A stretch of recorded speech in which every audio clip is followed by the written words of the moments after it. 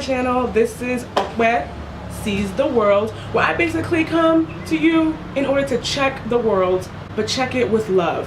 And I want you all to know about what's going on in the world. I want to make it cute. I want to make it pop, because I'm sure you are cute and popping in your own individual lives. I'm just trying to bring it all together. So I'll be bringing you videos every week where I just talk about things that I think you should know.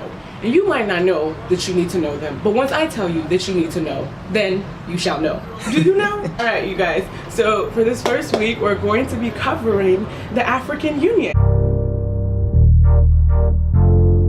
So the African Union is a regional organization of Africa's 55 countries. In short, they get together, they chop it up, they talk about what's going on the continent, on the motherland, and they meet twice a year. There are two parts of the organization: the Assembly of the African Union, which is, you know, the leaders of the countries, the presidents, heads of states, things of that sort. And then there's a second part, which is the African Union Commission, and that's responsible mainly for like all the other stuff. You know, someone got to order papers, someone got to buy plane tickets, someone got to send troops to South Sudan to fix that situation. And that's what the African Union Commission does. But this year, we were in Kigali, Rwanda, having the 27th annual AU Summit. And the topic that was covered was women's rights as human rights. So we were talking peace, security, infrastructure, education, and all these really great things. At this African Union, we talked about women's rights as human rights. Do I think that that was actually the topic that was covered, or just like a nice little covering to make 50% of the African population feel good? My friend, I think it was the latter. What we did talk about, I think, would fall under four main categories. Number one, we talked about how the African Union is financed. Y'all, when I tell you stories, you will know stories. Number two, we talked about the African passport. The point that we covered was Agenda 2063, the Africa that we want. We wanted to dazzle, let me tell you that. But I'll give you more specifics when I cover that. And the fourth thing we talked about was the conflict in Burundi and South Sudan, which is no bueno, y'all. It's no bueno. It's a lot going on. So let's bring it on back. Bring it back, bring it back. I'm a hot boy. Let's jump right into this. Number one, we talked about how the African Union is financed. Believe it or not, the money that is used to run the African Union is not from Africa. But here's basically the issue with that. So imagine for a second, like when you were young and your parents used to give you an allowance, and then they'd be like, oh, Okwe, take $5 and here's your pockets money for the week. So I would say, thank you, Daddy, thank you, Mommy, for my $5 pockets money. Then we would be walking into the store, I would pick up some gum, and then my father would say, I'm sorry, what are you doing? I'd be like, Daddy, but you gave me $5, I can buy whatever I want. Daddy would be like, with my $5, no, you are not buying bubble gums. I'd be like, Daddy, but it's my $5.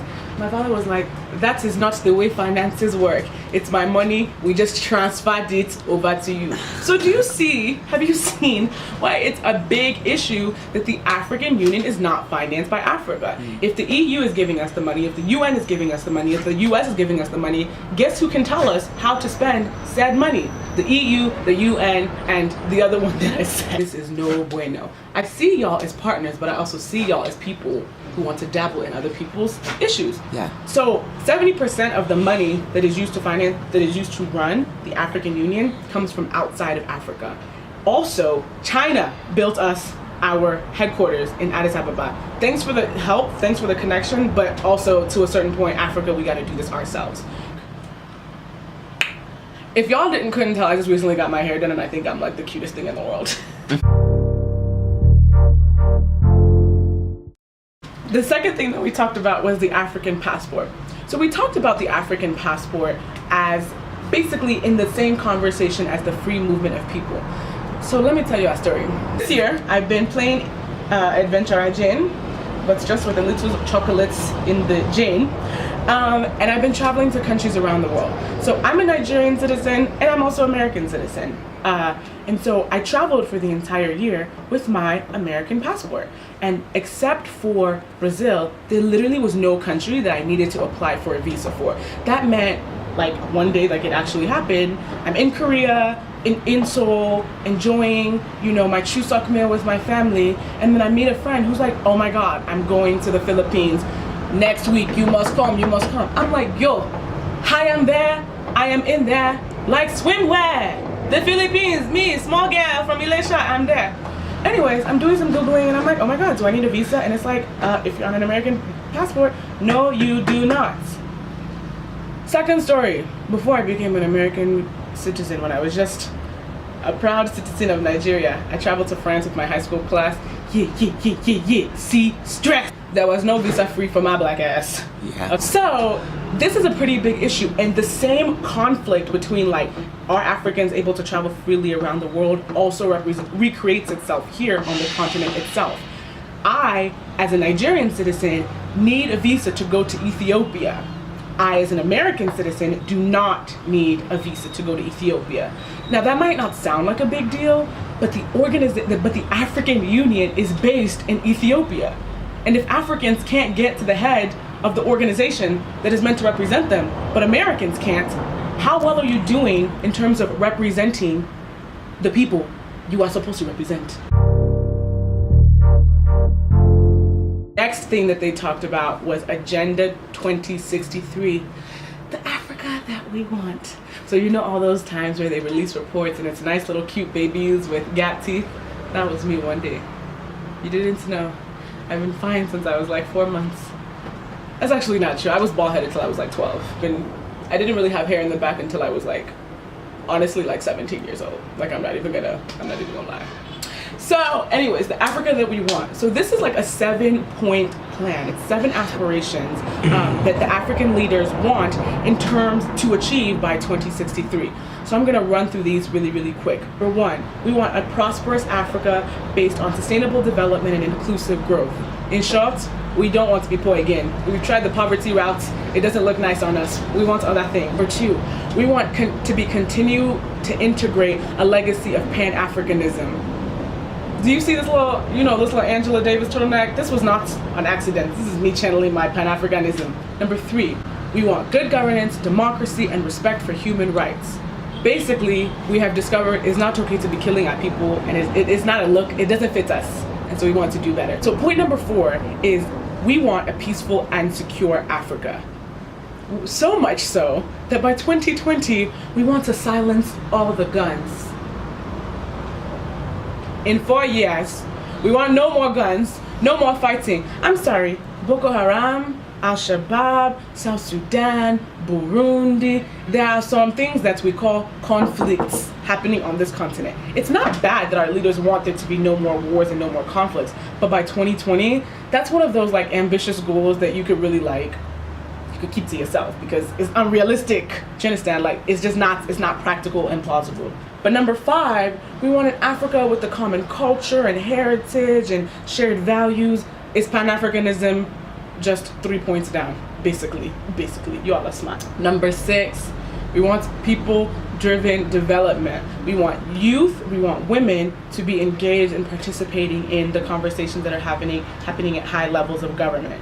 We want to put an end to female genital mutilation and to child marriage, and we want to be able to finance our own development. So this sounds great, right? 2063, oh my God, yes, women. But the thing is, God did not say, Adam, oppress Eve until 2016, and then in 50 years, give her everything she needs. That's not what God has said to me, and I don't believe it, And as a woman and as a young person, I think that this goal is great, right? Like, obviously, I want future generations of women to also be engaged in positions of power, but I also want my voice to matter today.